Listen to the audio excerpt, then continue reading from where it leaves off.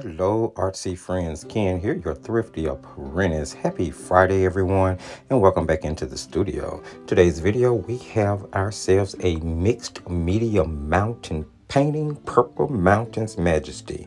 Now, I am painting in a mixed media sketchbook. This is actually one of the original Jane Davenport mixed media sketchbooks, which I happen to have loved.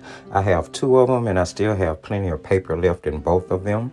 I'm using Shinhan PWC Extra Fine Artist watercolors, which I will eventually get to a review for, but I've been enjoying using them so much. I have not even started putting a review together yet, but it is coming soon. I promise, guys. I promise. Suffice it to say, I like them if I'm using them this way, right? And I am going to be using some acrylic paint markers that I have here. Now, started off by using Prussian blue, dioxazine purple, and Payne's gray in a really wet wash, using the Prussian blue to actually draw the mountain on. Then I went in with a credit card scraper and used that to move that wet wash all around, adding texture into the area that I wanted to be my mountain. Now, of course, this painting starts out really super loose. We are going to build detail, but the basic construction of it is just being loose, slapping on paint, and having fun. Now, after I gave it time to dry just a little bit, I took a dagger striper, which is rapidly becoming my favorite brush, mind you, and I took Payne's gray and I went into the composition in order to start to etch out some basic shapes of the mountain that I wanted. Now, once I had it kind of shaped a little bit, I decided to go ahead and tackle the sky to give the mountain time to dry. And I was sure to keep my color just at the top of the page and use just a wet brush to bring that color, down to the top of the mountain, so that it would be diffused and lighter towards the top of the mountain versus going up into the sky where you would have darker color. As the sky was drying, and at this point it's pretty much dry, I'm going back in again with some of the Payne's gray, which I love the Payne's gray and the Prussian blue in this PWC set. You may hear me say that a lot about watercolor sets because those are two of my favorite and most used colors. But in this set, I just think they are so bright and so vibrant and so punchy. And of course, they go together so well simply because Payne's gray is normally made up of the pigment used to make Prussian blue with the addition of a black pigment like PBK7 of some sort. So they blended together beautifully. And of course, these paints work together and blend together beautifully. So at this point, I've given the picture time to dry completely. Now I'm going in to start to add more details and darker shadows.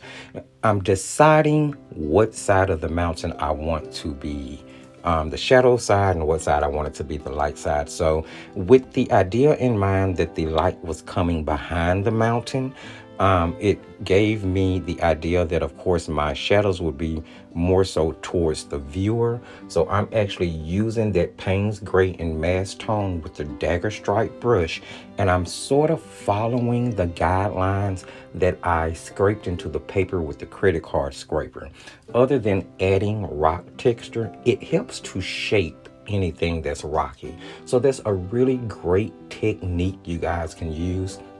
I've seen it used by many artists. You've seen me do it and suggest it many times over the years if you've been following my channel.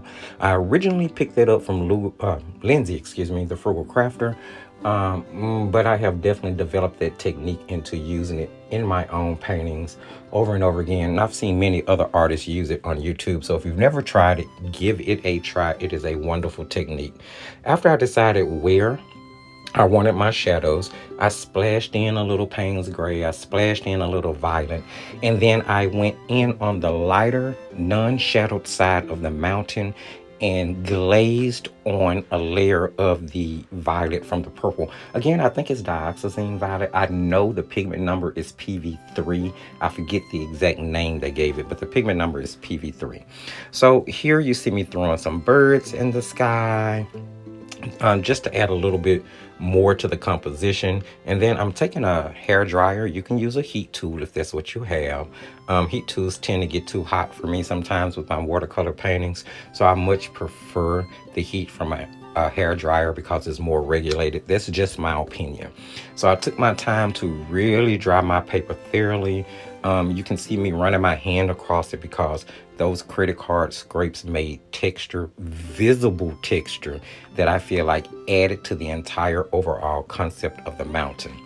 So once I had it dry and I could go back in, excuse me, and layer more, this is when I grabbed those acrylic paint pens, turning this into more of a mixed media painting. Now, what I'm doing with the black acrylic pen is I'm going into those areas that would have the most shadow and adding in a layer of color.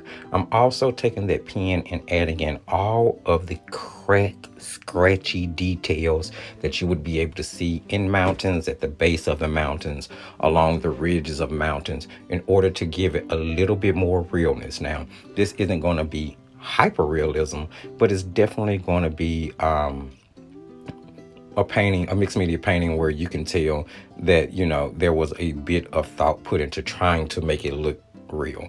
After the black pen and outlining everything and getting the shape I want, I went in with a white gel pen, a white acrylic paint pen, in order to add my highlights.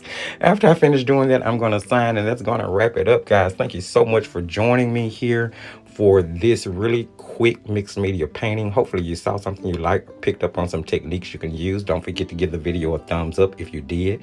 Subscribe, hit the notification bell, so that you'll be aware when all of the new content for the channel comes out.